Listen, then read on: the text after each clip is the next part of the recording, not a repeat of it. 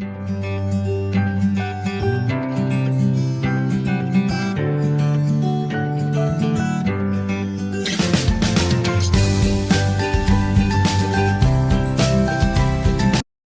dear students, I am Pratiksha. Welcome to my channel Pragya, a new initiative of wisdom. There is a thought for you. If you want to be more powerful in life, educate yourself. It's that simple. We have discussed in our previous lecture about the photosynthesis, and in this lecture we will discuss about the stomata. So, what is stomata? Stomata are small holes or openings present on the leaf surface in epidermis. The lower side of the leaf has more stomata. Singular form इसकी stoma होती है, ठीक है. Stomata plural form होती है, singular form होती है stoma, ठीक है. नेक्स्ट क्या है बात, मेन टॉपिक क्या है कि जो स्टोमेटा होते हैं वो कहाँ प्रेजेंट होते हैं. तो स्टोमेटा जो होते हैं वो लीफ प्लांट्स के एरियल पार्ट्स पे प्रेजेंट होते हैं, लेकिन अगर वो स्टेम पे भी होते हैं, लीव्स के अपर सरफेस पे भी, अदर पार्ट्स पे भी होते हैं प्लांट के, but the most stomatas are present in the leaves lower side. Okay, तो यहाँ पर है आपका स्टोमेटा जो होते हैं वो, उसका दो डायग्राम आपको बनाने को आता है. जब भी आता है तो ओपन भी पूछ सकता है और क्लोज भी पूछ सकता है. मेनली तो दोनों साथ में ही आते हैं, ठीक है. तो ओपन कैसे होता है और क्लोज कैसे होता है, ठीक है, उसको हम लोग आगे पढ़ेंगे. ओपनिंग और क्लोजिंग का क्या इसका है, लेकिन यहाँ पे हम लोग डायग्राम के बारे में थोड़ा ध्यान देंगे. जो इसका डायग्राम होता है, इसके सबसे इम्पोर्टेंट तो नाम है, जैसे कि दो गार्ड सेल्स होती हैं, ठीक है. ये दो गार्ड सेल्स हैं, ये वाली और ये वाली, ठीक है. कैसे बनती हैं, हाँ एक मिनट.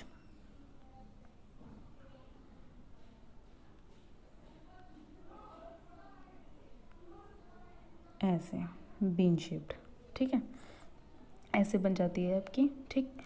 अब इसका जो इनर पार्ट होता है वो कैसा होता है, थिक होता है, काफ़ी मोटा होता है. इनर पार्ट इसका थिक होता है, ये इस तरीके से, ठीक है. आउटर पार्ट थिन होता है. तो ये इनर थिक वॉल है, कैसी है, थिक वॉल.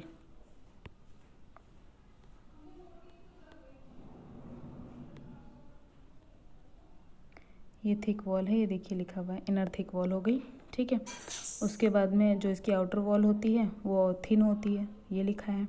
उसके बाद इसके अंदर क्या क्या प्रेजेंट होता है, तो इसके अंदर होता है न्यूक्लियस और क्लोरोप्लास्ट. तो ये हो गया है, ये न्यूक्लियस हो गया, लाइन आप देख सकते हैं, और ये हो गया क्लोरोप्लास्ट, ठीक. ये हमारी एपिडर्मिस की सेल्स हैं जिसमें ये होल्स पाए जाते हैं, ये लोअर पोर्शन पे होती है लीफ के, ठीक है. और ये हैं वैक्यूल्स या वाटर जो प्रेजेंट होता है, ठीक. और ये जो बीच में ओपनिंग है ये है stomatal pore, stomatal pore.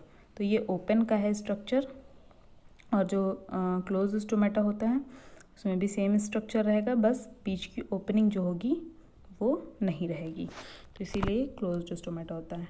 I hope diagram आपको अच्छे से समझ में आ गया होगा. डायग्राम, स्टोमेटा ओपन कब रहता है, जब इसके अंदर वाटर प्रेजेंट होता है, और जब ये श्रिंक कर जाता है तो ये क्लोज हो जाता है, ठीक है. आगे देखते हैं गार्ड सेल्स. अब इसमें हम लोगों ने पढ़ा था कि गार्ड सेल्स कहाँ हैं, यहाँ है. मेन वर्किंग तो इन्हीं की होती है, तो इनके बारे में पहले पढ़ लेते हैं. Stomata has a small pores which is guarded by the guard sales. जो छोटा सा पोर था जो ओपन था वो किसके थ्रू गार्ड किया जा रहा है, ये जो ओपन पोर है ये इन्हीं गार्ड सेल्स के थ्रू ही तो मैनेज किया जा रहा है, इसको बंद किया जा रहा है या खोला जा रहा है. तो small pores present guarded by the guard sales. The guard sales control the opening and the closing of the stomata. यही जो है कंट्रोल करते हैं ओपनिंग को और क्लोजिंग को स्टोमेटा की. The guard cells are bean shaped in dicots and dumbbell shaped in monocots, ठीक है. ये भी बहुत इंपॉर्टेंट बात है, वन वर्ड में आ सकता है कि जो गार्ड सेल्स हैं वो बीन शेप्ड होते हैं डाइकॉट्स प्लांट्स में, और डम्बल शेप्ड होते हैं किसमें, मोनोकॉट्स में. डाइकॉट मोनोकॉट आप लोग 9th क्लास में पढ़ चुके हैं, ठीक है. और अगर आपको ज़रूरत है डाइकॉट मोनोकॉट समझने की तो प्लीज़ कमेंट्स में बताइएगा, तो हम उसको एक लेक्चर में एक्सप्लेन कर देंगे. The inner wall of the guard cell is thick, whereas the outer wall is thin. जो हम आपको पहले बता चुके हैं कि जो इनर वॉल होगी वो थिक होगी और जो आउटर वॉल होगी वो थिन होगी। ठीक है, outer wall is thin. Okay, clear है। नेक्स्ट टॉपिक पे आते हैं, opening and closing of stomata. क्या है इसकी ओपनिंग और क्या है क्लोजिंग। ठीक है, during photosynthesis the stomatal pores opens where as there is demand of carbon dioxide and opening these stomata also causes the loss of water by the leaves through the process of transpiration।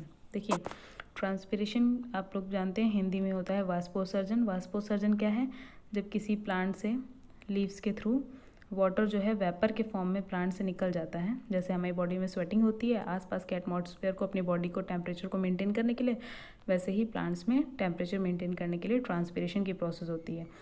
Temperature maintain करने के साथ साथ वो आसपास का भी temperature maintain करता है और उसके साथ साथ वो पानी के बैलेंस को भी, वाटर के बैलेंस को भी बनाए रखता है।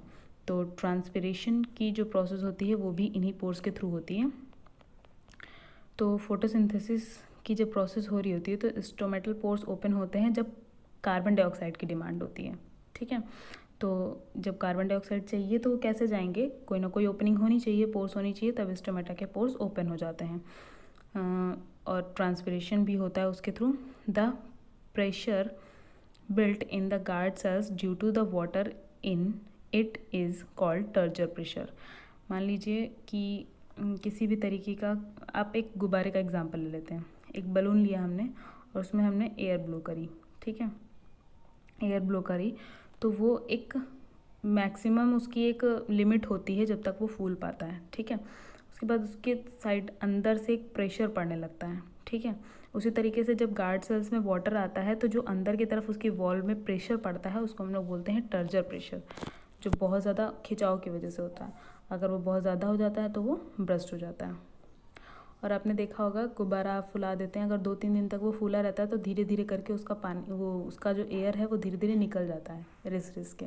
ठीक है, उसी तरीके से जो स्टोमेटल पोर होते हैं वो भी आसपास के एटमॉस्फेयर के अकॉर्डिंग उसके अंदर से भी वाटर धीरे धीरे चला जाता है। जब आता है उसके अंदर वाटर तो वो बहुत ज़्यादा फूल जाता है, स्वेलअप कर जाती है टर्जर प्रेशर की वजह से, और उसका जो ओपनिंग होती है ना स्टोमेटा की वो हो जाती है। ठीक है, स्टोमेटा ओपन हो जाता है और जब धीरे धीरे सन की वजह से या अदर प्रॉब्लम्स की वजह से जब उसमें से एयर जो होता है, एयर वाटर जो होता है वेपर के फॉर्म में जब उसके अंदर से निकल जाता है तो वो श्रिंक कर जाता है और स्टोमेटा पोर ऑफ हो जाते हैं। इसको हम ऐसे देख सकते हैं इस वीडियो के थ्रू। एक सेकेंड,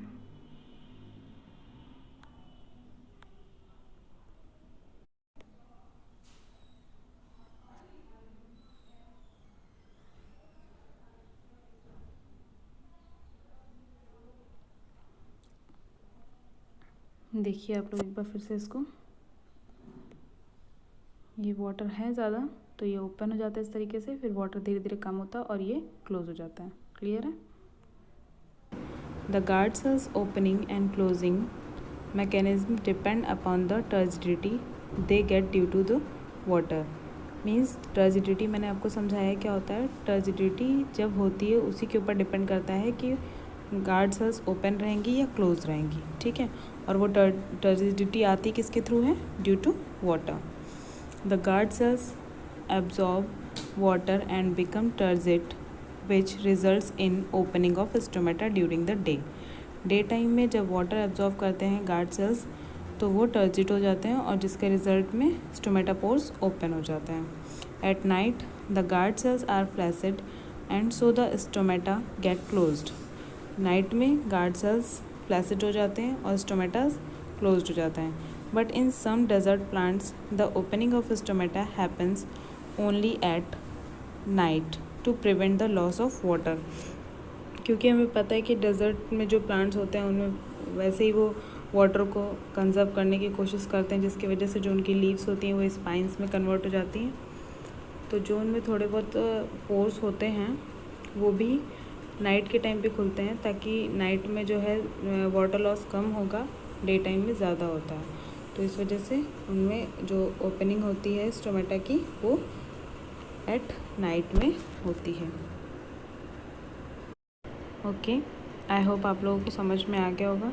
अगर इसमें कुछ नहीं समझ में आया तो आप प्लीज़ कमेंट में बताइएगा और हम जल्दी ही मिलेंगे नेक्स्ट टॉपिक के साथ। Thank you.